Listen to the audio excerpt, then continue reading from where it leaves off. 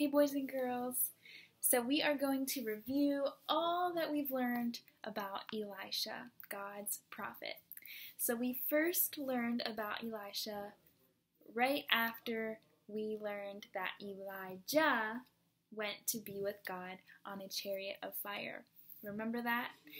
So Elisha was his replacement, basically.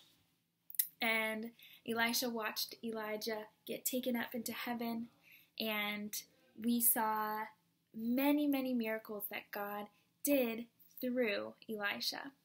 So let's just review some of them that we learned.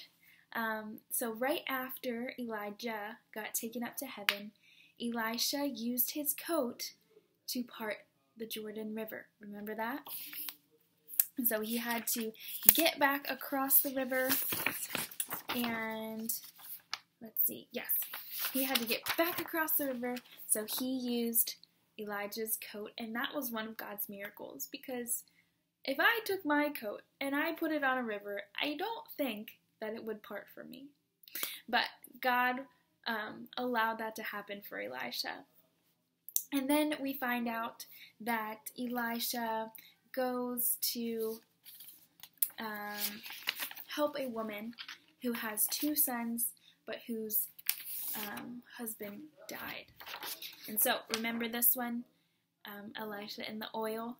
So he told this woman, go and find all of the buckets, or all of the jars that you can, and use your little bit of oil, go in your house, shut the door, use your little bit of oil, and fill up all of the jars.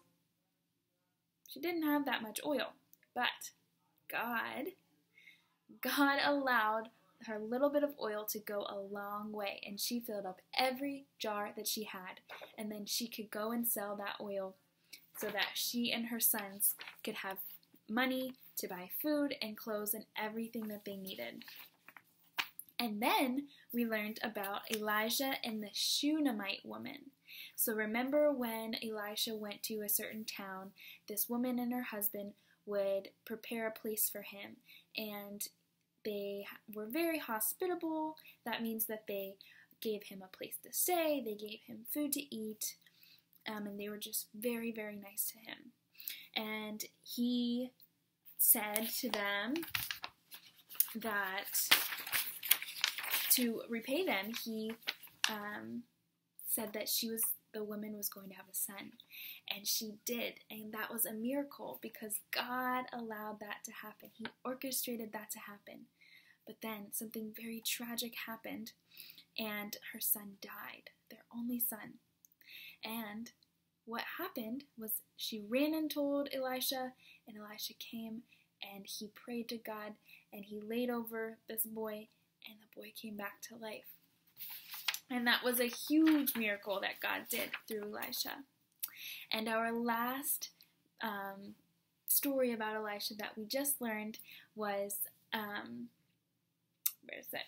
Here it is. Elisha and Naaman. And we learned that Naaman had a really terrible disease that had no cure called leprosy.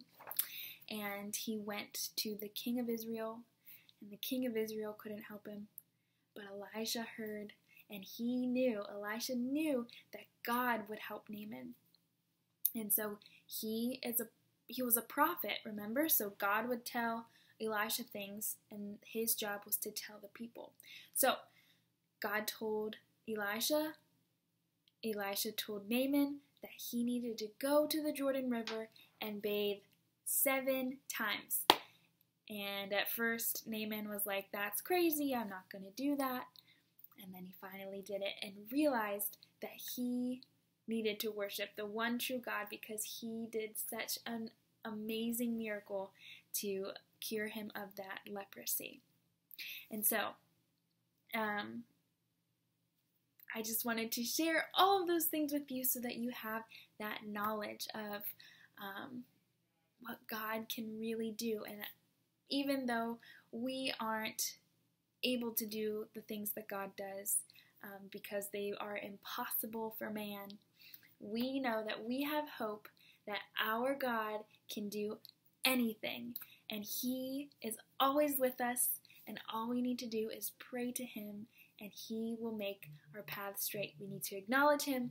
He will make our path straight. Anything that's impossible for us is possible for God. All right, guys?